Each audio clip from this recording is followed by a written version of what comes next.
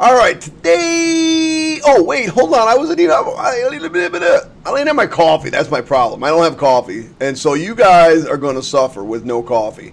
So I apologize in advance. You're probably like, you want to come back when I have coffee, but I'm only doing this once, so it's not like you can come back. All of this stuff can be found at nkinfinity.com. My name is Mr. K, Mr. Krause. You can call me Mr. Key for a little while. Yeah, this is review. Oh, no, this isn't review yet. I thought we were doing review. Oh, my gosh, I'm so confused. We need to settle down. Day three. Getting close, kids. Getting close to the end. Yesterday we talked about proportions. Today we're going to talk about means. But this warm-up is about proportions. So let's see what we got here. We know that the population parameter to be 45%. If a simple random sample of 200 was taken, what is the standard deviation? So the first thing we're going to do is find I don't know what I just wrote there. The standard deviation of p hat. Because remember, these are proportions, not means. So we're going to take the standard deviation. We remember that to be 0.45 times its conjugate, basically. Excuse me, complement. 0.55, which is 1 minus p, all over. In this case, our n value was 200. Now let's check my math. So we're going to start out with the square root. Oops. Let's start out with this. Start out with the square root, go to a fraction. We're going to do 0.45 times 0.55 over a couple deuces. Let's go. 0.03517. 0.03517. Doesn't say to round, give it a few decimal places. So what is the probability that a proportion P is within 1% of the population parameter? So we're going to go within 1%, right?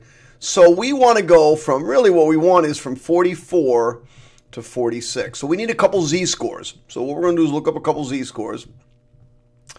Now it's going to be 44 minus 45 over 0.03517.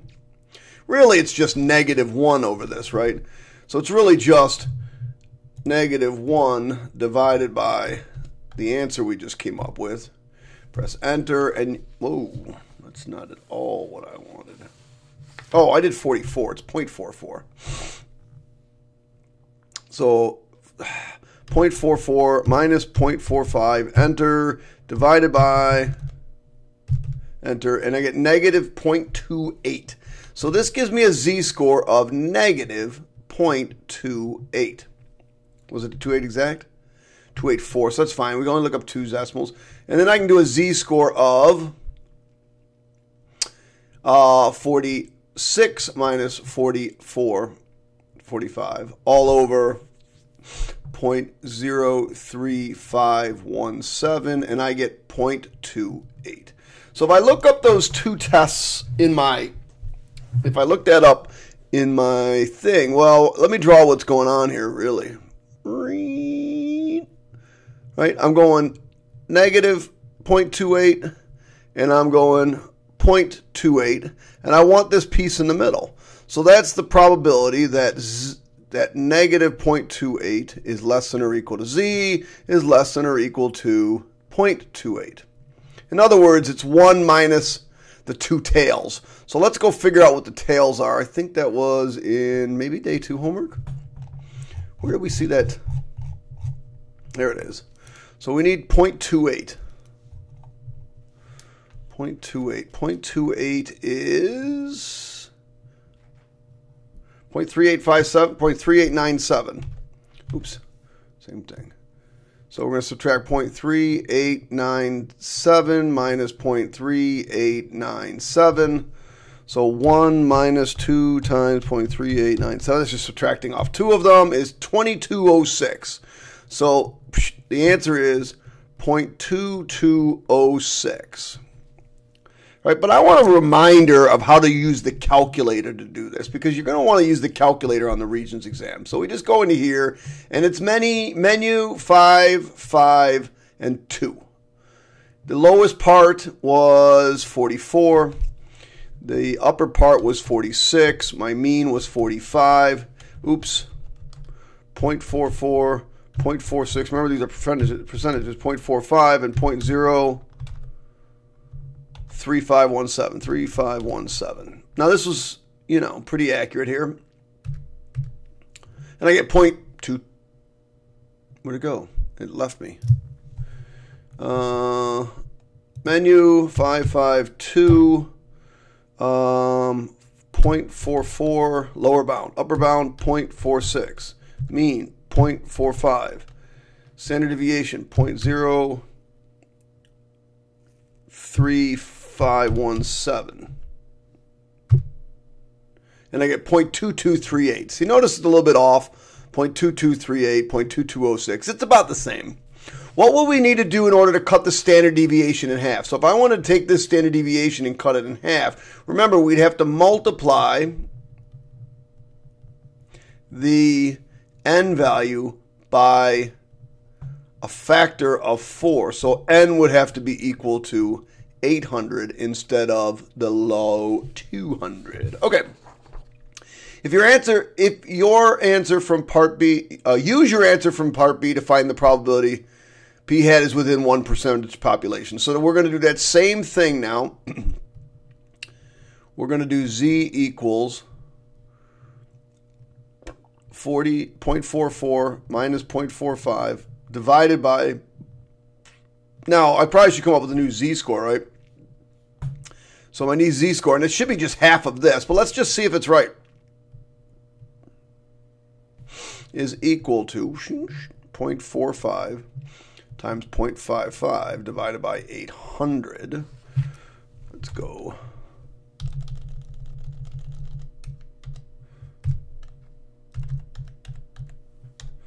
Should be like 0.0178 or something like that. 0.0175. So now we're going to take 0.017589 and z equals 0.44 minus 0.46 minus 0.45 over 0.17589. But I'm just going to use my calculator on this. The probability that what did we come up with for a z-score? Oh, we haven't even come up with a z-score yet. Okay. 0.44 minus 0.45 enter divided by equals 0.5685. 0.5685. So 0.57. This is negative 0.57. This will be positive 0.57. But so the probability negative 0.57 is less than or equal to z is less than or equal to 0.57 is equal to. Now I'm going to use menu 552. Menu 552. What was our lower bound? Lower bound is 0.44. Upper bound is 0.46. This is 0.45, and we use 0.01759 or something like that. And there it is, 0.4303. So it's equal to 0.4303. Man, do I hate it when my voice and my mouth don't match. And I apologize. That's what happens when I go too long on an audio. The mouth and the voice don't match. I don't know why it does that. I got a pretty fast computer. I'm not sure why it's doing that. But it is what it is. How you like the new haircut? Just shaved. Yeah, I'm looking a little bit sharper than the other days. All right. Sample means. Yesterday we learned about sample proportions, which is yes and no. Boy or girl. Is she a girl? No. Is she a girl? Yes or no? Do they believe in legalizing marijuana? Yes or no? Those are proportions.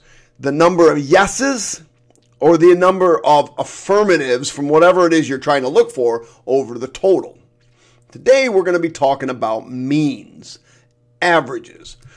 All right, so what yesterday, which is to say we're looking for yeses and nos. Do you believe what you should legalize marriage? Or marijuana marriage? Do you think we should exercise? Do you buy popcorn when you go to the movies? Is this company telling you the truth? However, when we're talking about quantitative data, such as the weight of oranges, Stock exchange prices. Pressure on a properly inflated Super Bowl football, Mr. Brady.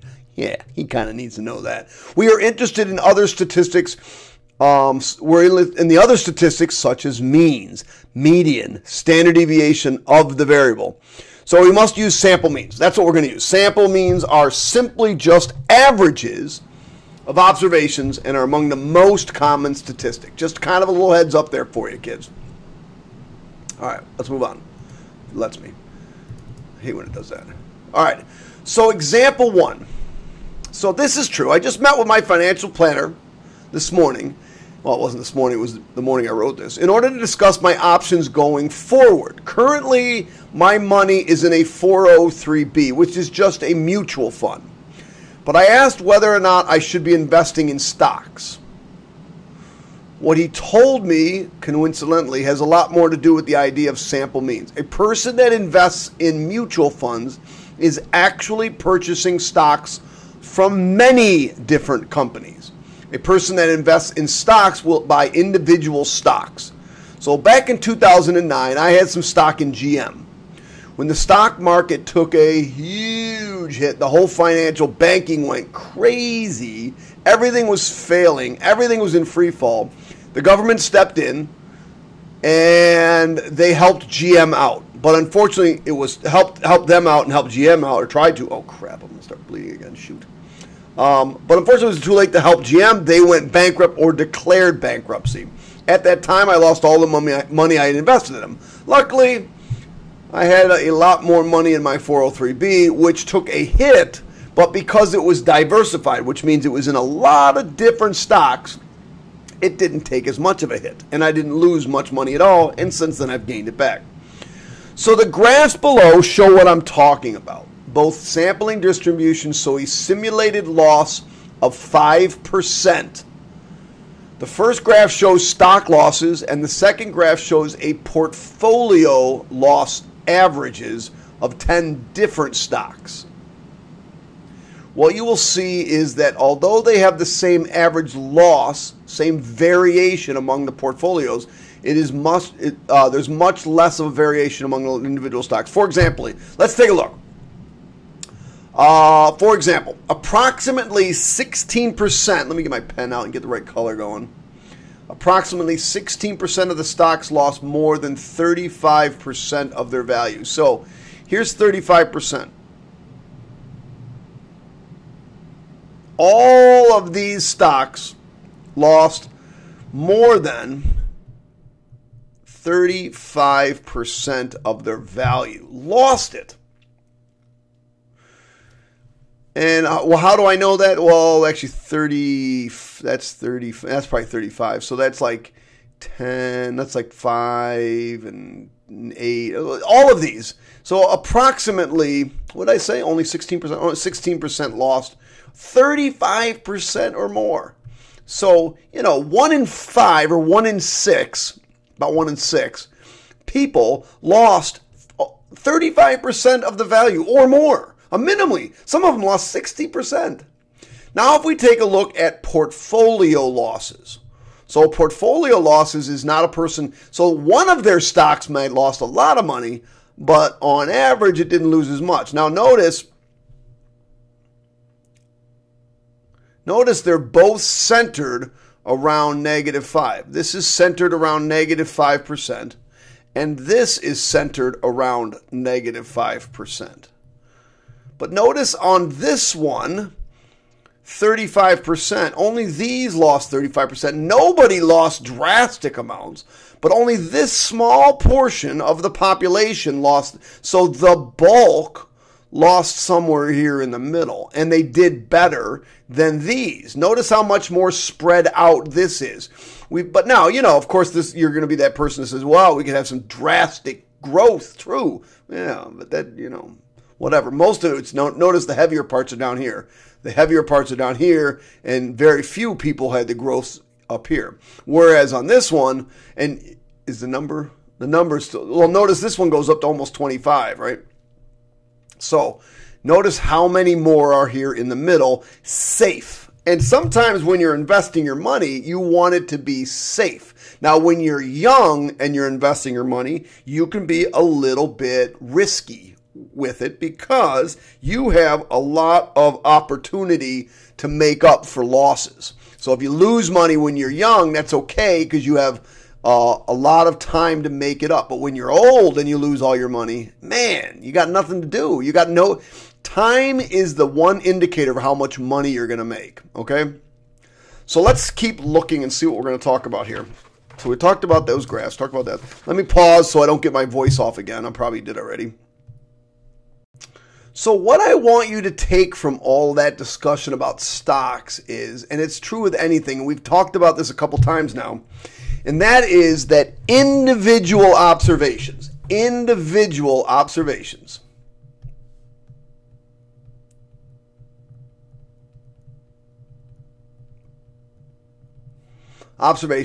are more variable than averages.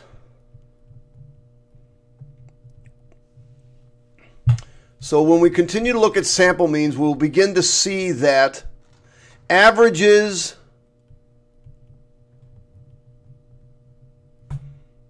are more normal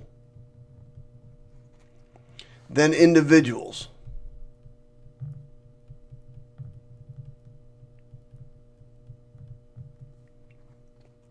Individual observations.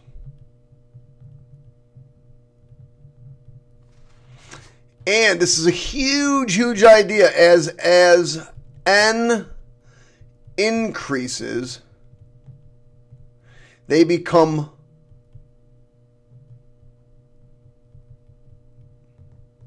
more normal. So as n gets larger, they become more and more normal.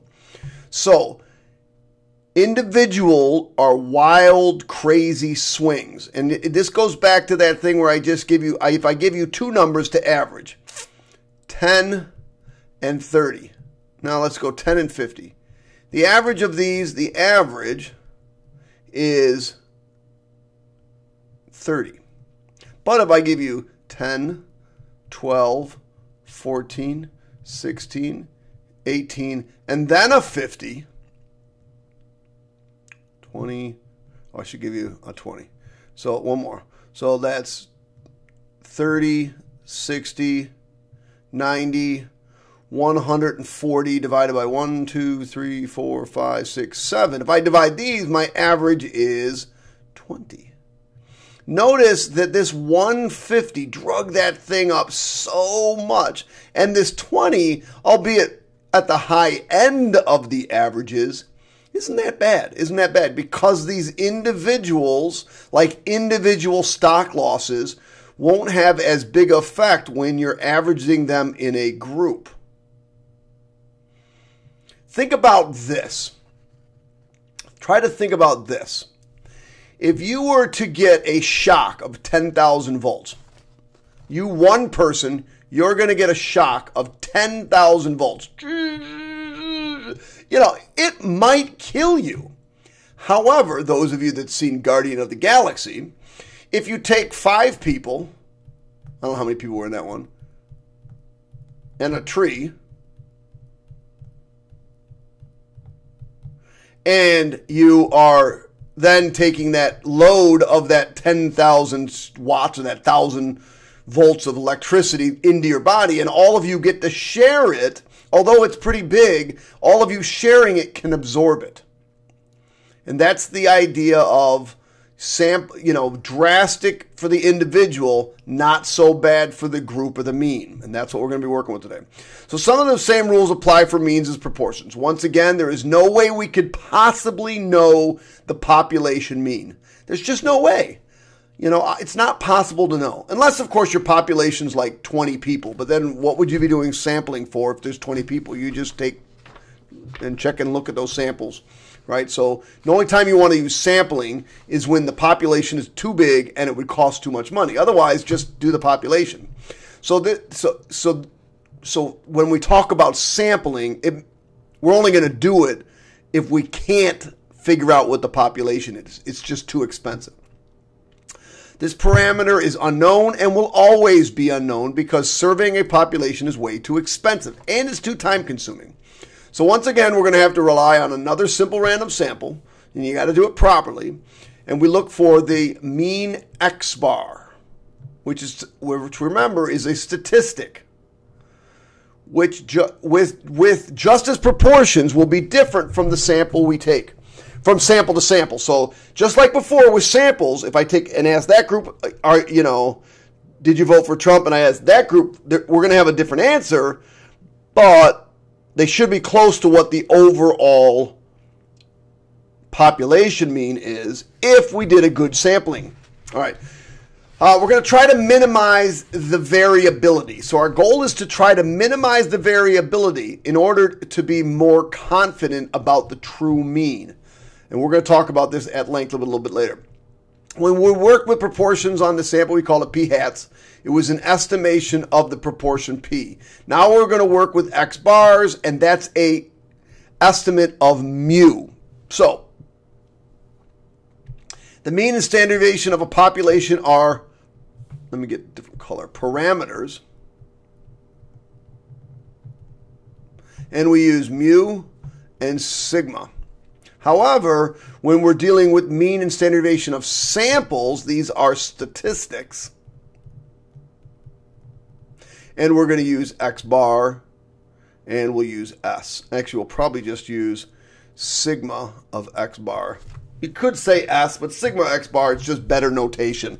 You're doing a standard deviation of the sample means is really what that says. S just says sample. I like the standard deviation of the sample means. That's what this stands for. Standard deviation of the sample means. All right, mean and standard deviation of a sample mean. As we have demonstrated on the previous, sample means have smaller deviations to individual observations. So we need to account for that when we're doing the calculations. So, rule for mean and standard deviation. Given a simple random sample of size n with a population mu and a standard deviation sigma, then the mean of the sampling standard deviation x bar has a standard deviation of. So, our standard deviation of our sample mean is going to be equal to the population standard deviation divided by the square root of n. Now again, we won't know this, but for this class, for now, we're just going to estimate it, or it'll be given to us. Once again, you can see from this equation, as we increase the value of n, we will decrease the spread, which means as n gets larger, our sample standard deviation, our standard deviation of the x bars of the sampling distribution will get smaller. As with proportions, if we increase by a value 4 times its original amount, we'll cut the standard deviation in half. Again, because the square root of 4 is 2, therefore you're dividing by 2. All right. Now, again, we can only do this if we have a sufficiently large enough population. Again, 10 times the sample. That's for a different class. We're just not going to worry about it. And you can always assume that it is large enough. All right, let's take a look at example. All right, so the time it takes all students across New York State to complete the Algebra 2 Common Core Regents Exam is approximately normal with a standard deviation of 135 minutes. And a mean of 135 minutes and a standard deviation of 11.5 minutes. If we just look at a single individual, you really can't predict how long it will take them to complete the test. And that's because of the variability. You'll have one kid that'll finish in 100 minutes or 90 minutes, and you'll have one kid that finishes in 200 minutes. Whatever, no, the longest you can take is 3 hours. 190, 185, 180 minutes, whatever it is. However, if we look at a group of, let's say, 20 individuals, we can certainly predict with some accuracy that the mean of this group, will be close to the actual mean of the populations because it's less variable. So let's take a look at 20 students. So the sample X bar will have a mean equal to 135 because our n value is large enough. Remember, we're going to assume that always. So what is the standard deviation of my sampling distribution? So standard deviation of X bar is equal to, what's my old, it's 11.5. So I know that it's 11.5 minutes. That's for one individual. So if we were just to look at one individual, maybe 11.5, 22, 23, 11.5, 23, and then 33. And so there's almost an hour between these two, right? There's 30, let's see, that's 11, 22, 33, 33 minutes this way, 33 minutes this way. So your range of all students will be within an hour. And so that if I wanted to find out what that individual was, I'd have to do this, the old standard deviation, using just 11.5. But a group of 20 has less variability. So let's see what the variability of this is. This group of 20. So we're going to divide by the square root of 20. So I'll go over to my calculator. And I will take 11.5 and divide it by the square root of 20. And I get 2.57. So my, it's 11.2 or 11.5? It's 11.5. Oh, I got a mistake in my answer key. Whatever. So it's 2.57. So what does that mean? Well, this group, my mu is 135. Now, I will go out 2.5, 5, 7.5, 2.5, 5, 7.5. This group will have a mean in here, and its range for that group mean is only 15 minutes. 15 minutes total. 7.5, 7 to the left, 7.5 to the right, 15 minutes. Whereas the other one, when it was individual, because it was individual, had a range of 66 minutes. We couldn't tell you exactly where that one individual was. Well, we know it's within these probably 66 minutes. This group will definitely have a mean that's somewhere within 15 minutes of this 130. So somewhere around here at 120 to 135 or to 150. All right, let's take a look at another example, see if it makes more sense.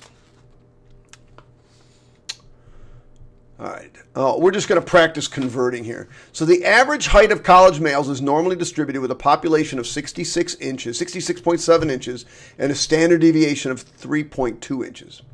Miss Letta has devised a plan to meet college guys by doing research on their heights.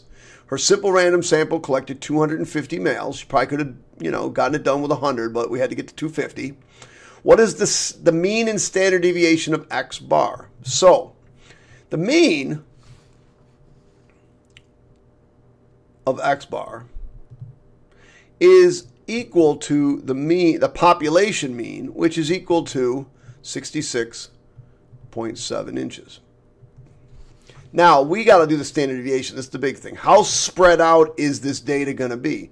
Now, if we're collecting from 250 males, that's a lot of males. Our data is not going to be very spread out, right? So let's take a look what we got here. If we took the average male, just one male, 66.7 inches, and we go out 3, and we go out another 3, so that's up to, what, 70, 73, 75, 63, 60, 57. So like from 57 all the way over here to, I don't remember what that was, 75, you had 9, right? 100% of the males. So you have a 100% chance of getting that one person from 57 to 75. But that's a huge, huge, huge range. Huge. Duh. Yeah. Almost 100% of males, adult males, are going to be between 57 and 75 inches tall. Okay. Great. Thanks for that. But what about if I just wanted a group and I wanted to see less variability? So I keep wanting to say group. So we'll take our old population standard deviation of 3.2 and we'll divide by the square root of 250. Go over our calculator, 3.2 divided by, I wish I could do a keystroke for the square root of 250. And I get 0.202. 0.202. Wow. So let's see what this means as far as this population goes. So we know the mean to be 135. If I go out to 135.2 and I go down to 134.8, I know with, well, let's go out another 0.2 and another 0.2. So another 0.2 and another 0.2. So I'm going down 0.6. So that's 134.4. And I'm going to go up 0.6. That's 135.6. So that's like about a range of 2. So within 2 inches, somewhere in there is going to be my group of 250 males average. It's got to be, it's almost 100% between these two, between these numbers right here. Now over here, it was between 50, that was almost, what is that, 20 inches? Duh.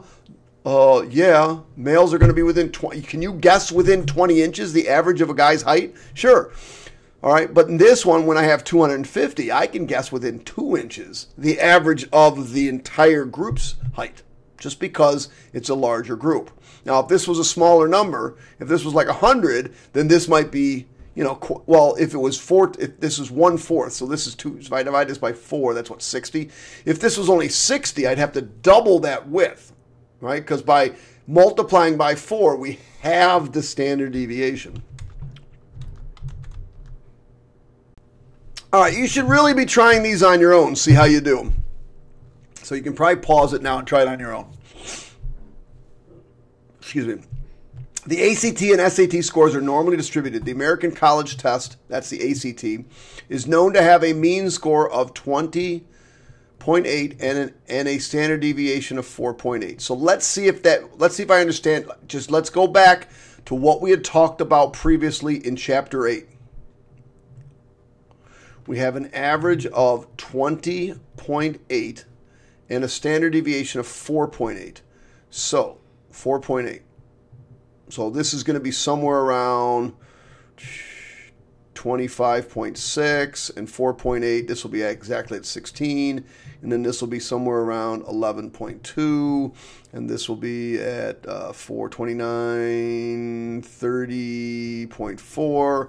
And then we add another one. We go down another 4 here. So that will take us down to about 6.5 and up to 35.2. My son got here, just in case you're wondering. But, you know, what we're saying is, and this is 3 standard deviations. So if I wanted to later on, I said, hey, I know that about 95% of students score between 11.2 and 30.4. Woohoo! Wow. 95% of kids are going to score between 11.2 and 30.4. Well, once you take the SAT and you see what the scores are, you're going to go, well, duh. You know, that's like, I mean, 11.2, you really kind of bombed. You probably shouldn't even have taken the ACT. You probably bombed it pretty good. And 30.4, wow, you did really, really well, right? So, yeah, okay, 95%. I know that one person, 95% will be between those two numbers. Now we're going to take a group of 210 students, and we're going to talk about their average as a group, as a sample. So my mu of x bar is going to equal my population mu, which is 20.8. And my sampling standard deviation, or standard deviation of my distribution, is going to be equal to my population standard deviation divided by the square root of n. Get used to writing it, kids. It's different than yesterday. Or in this case, it's 4.8 divided by the square root of 210. I'm going to save a little bit of time and just tell you that's point. Well, that doesn't look right, so let me make sure. So 4.8 divided by the square root of 210. Yeah, 0.33. Okay, I guess I was right. It looked a little low, but I guess that makes sense. 0.3312. Now, what does this mean? Now, you should be able to kind of get an idea what this means. For this group of 210 kids, we got an average of 20.8. If I go up 0.33, so 0.3, that's 2 standard deviations up.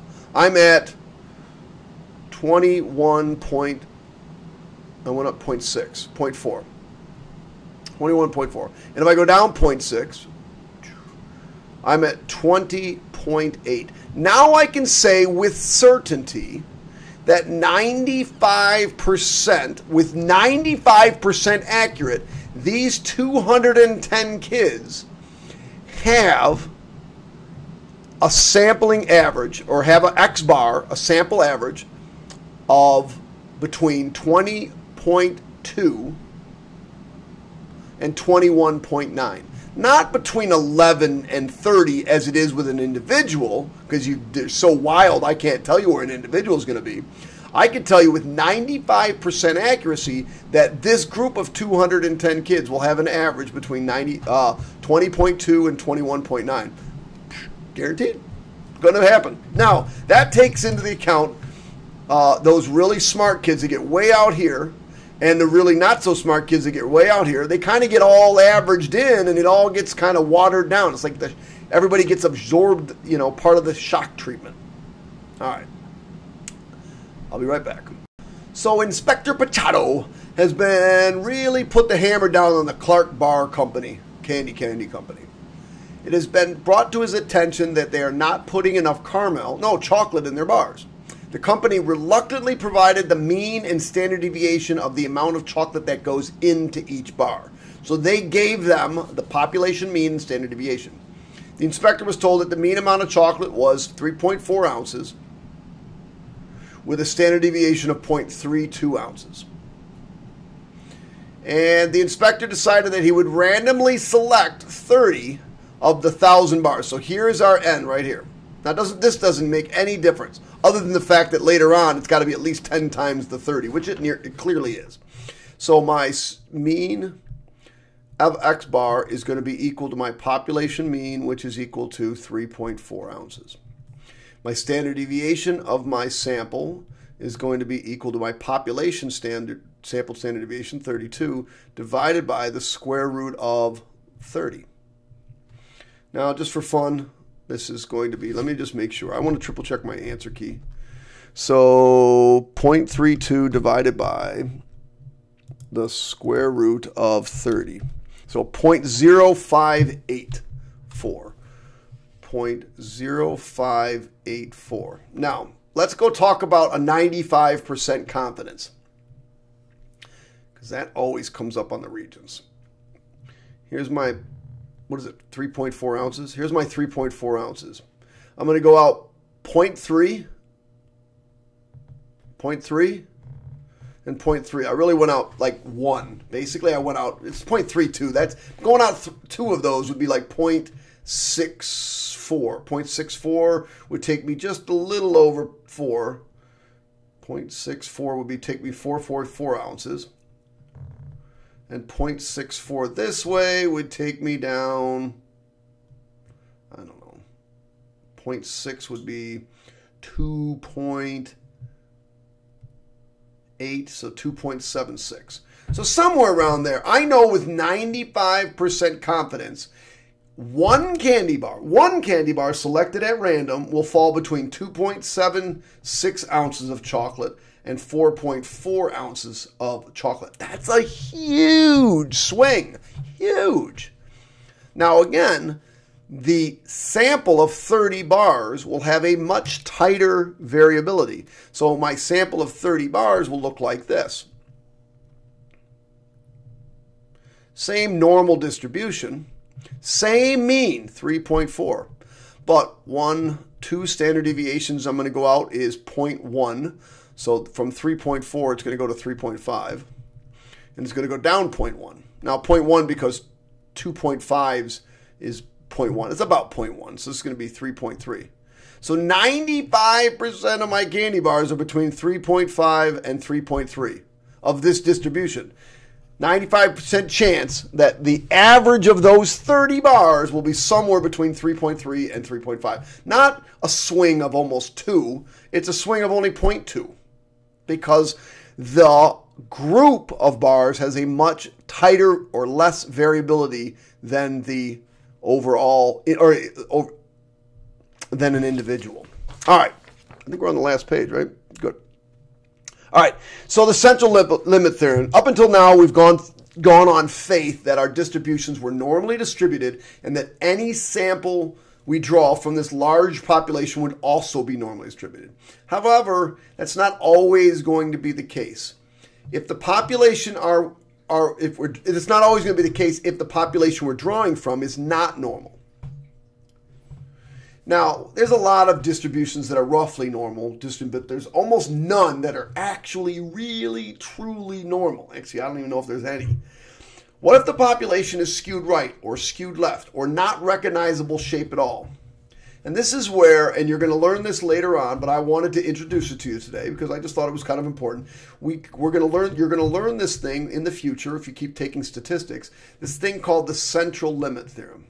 And I'm just going to define it for you, and I want you to know that it exists. There's going to be, later on, if you take higher level math, they'll kind of prove it for you, or at least show you why it works.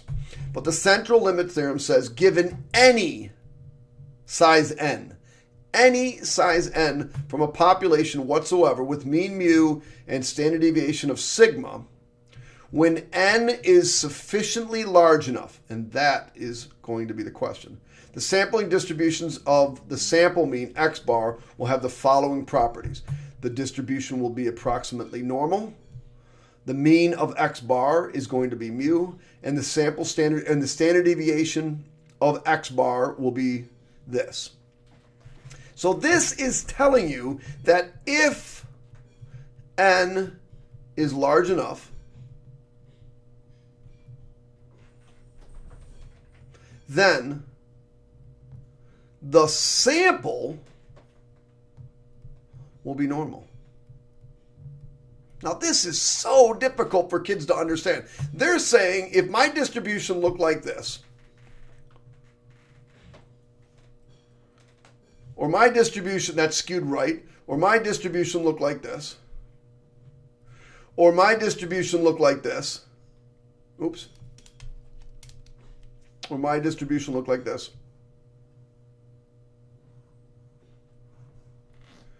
if n is large enough, then when I'm done, and whatever sample I pick of size n will have an automatic shape that is normally distributed. That is such a huge, powerful theorem. But we're not really going to get into it too much because it's a little bit past the scope of this. So it's outside the scope of it to understand the truthfulness. I just want you to understand that there is proof. And you'll have to just trust me. There is proof that as long as n is large enough for taking out sampling distributions, then your overall shape of your new thing, or your overall shape of your sampling distribution will be normally distributed. All right, so now is your questions. This is your question. So here's your question. So you probably are thinking about it now. How big does n have to be?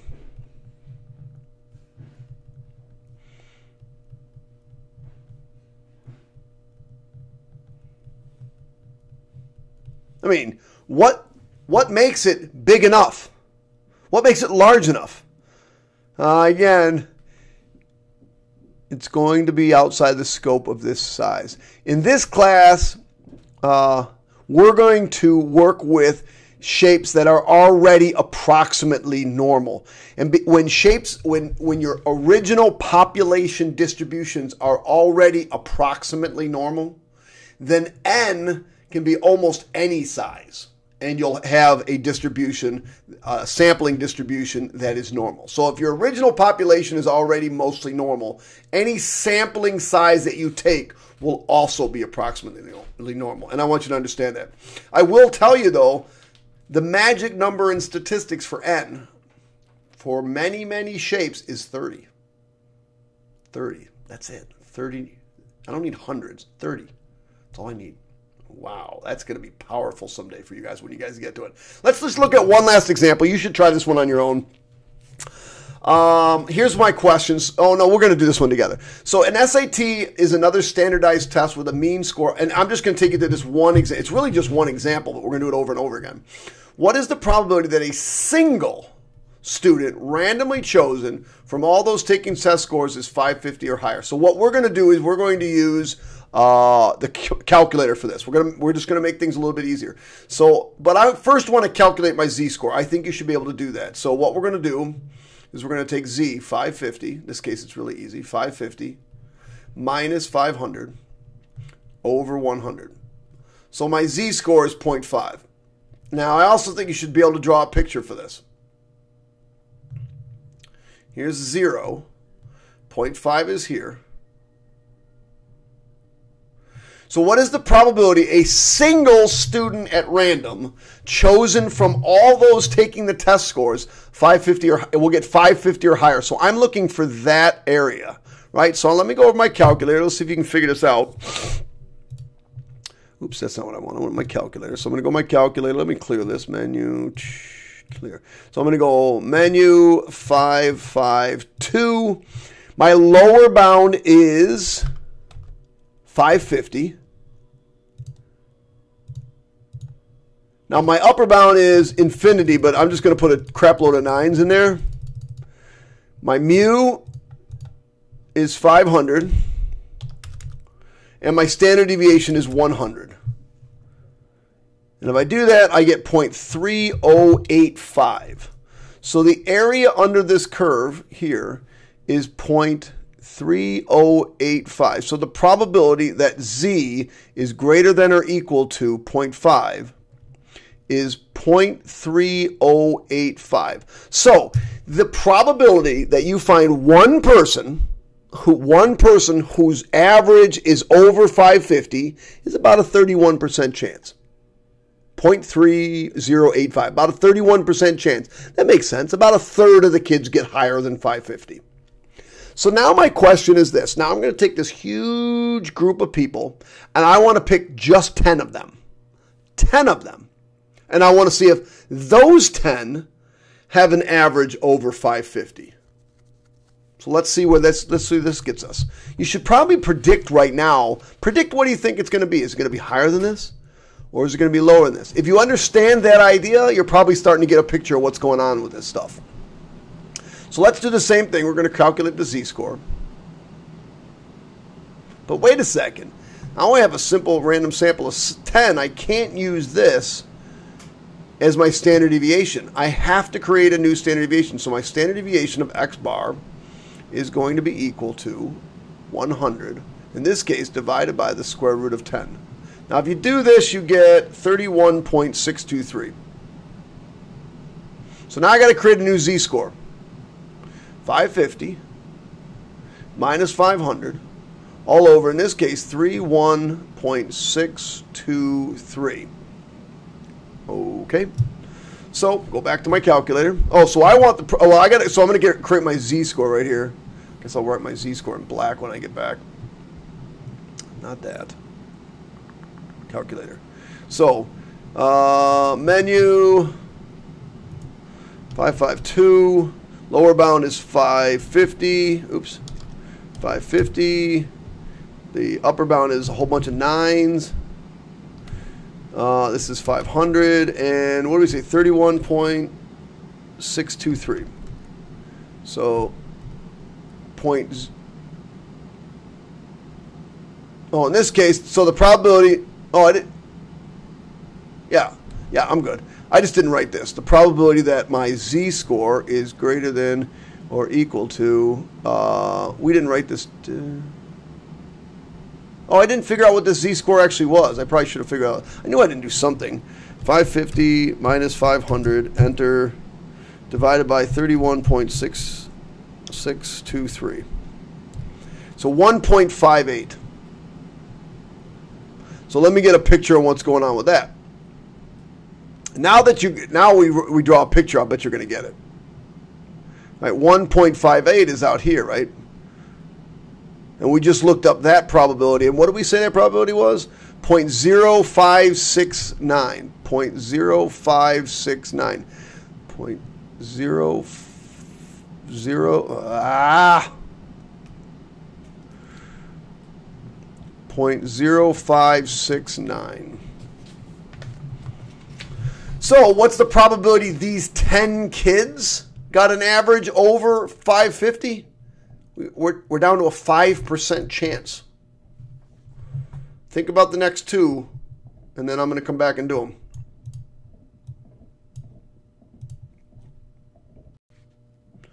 Okay, so now my group's going to be 25 students, and I want to see if their average is going to be over 550.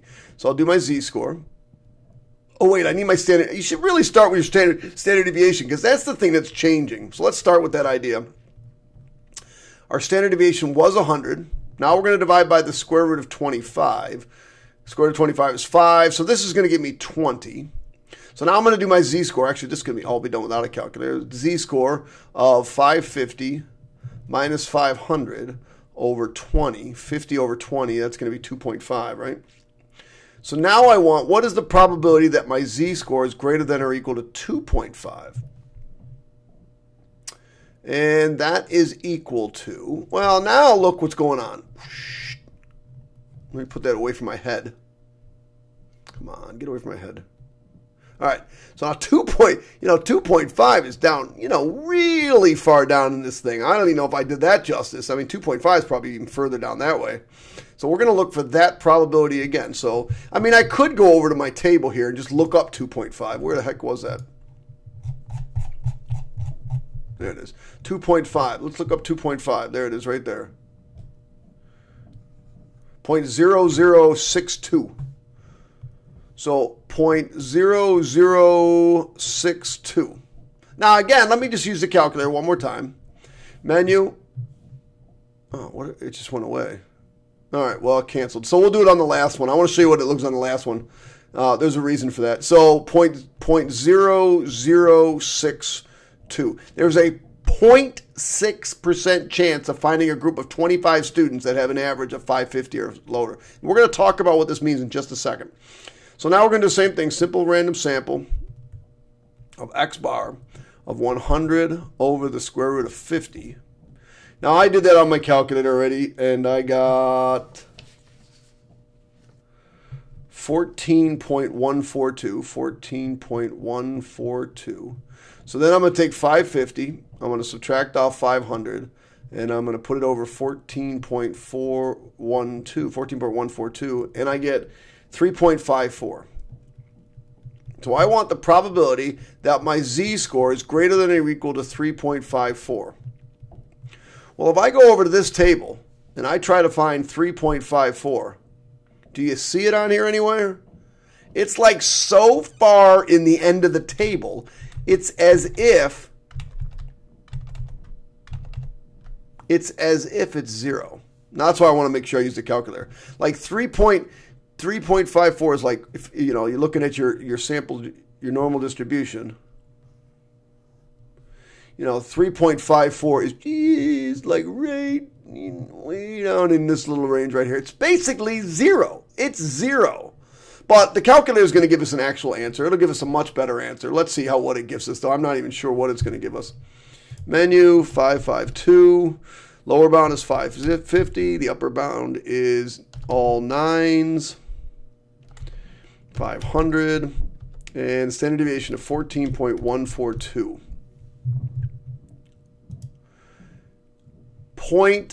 So that's 3 zeros and a 2.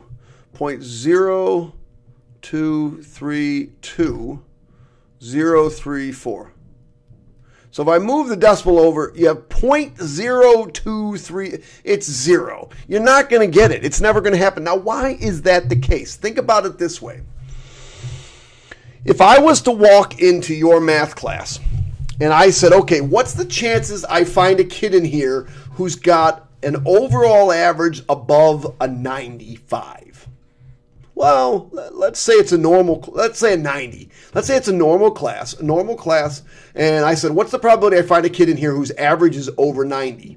I said, okay, and there's maybe like 6 kids in there. So I have a 6 out of 24 chance. I have a 25% chance of finding a kid with an average over 90. If there's 6 kids with an average over 90, I have a 25% chance of finding that one of those 6 kids in the room, right? So now what I'm going to do is I'm going to go pick 3 kids. Now I got to take those 3 kids and I got to take their average. And what's the chance that their average of those 3 kids is over 90? So now I got to find 3 kids that all have averages over 90 of those 6. It's not going to happen very much. Now, what if I go in there and I say, okay, I got to find 10 kids in this classroom, 10 kids, when I average their averages together, that their average is over 90%. It's not going to happen. It's not going to happen. It won't happen. And that's what this is about. This is about saying, you know, individuals can be radically different from one side to the other. You can find, it's pretty easy to find one individual that has a score. In this case, it was a 31% chance up here, right? 31% chance. But to find a group of 50 that all have, if you combine their averages and it's over 550, that's just not going to happen. And that's talking about how wide out our standard deviation is going to go. And that has to do with our size of our n. Okay, hopefully you got that out of what I did today. The homework shouldn't be too bad. Follow what we did here, okay? Catch you on the flip side, kids. Make sure you subscribe, hit the like button, hit the thumbs up. Even if it's a thumbs down because you don't understand it, at least I explained it, okay? Even if you hate math, don't hit the thumbs down. It makes me look bad. I'm not doing a bad job. It's just tough stuff. You may have to watch this twice. You may have to go through this twice. It's not easy, okay? Good luck, kids. Keep working hard.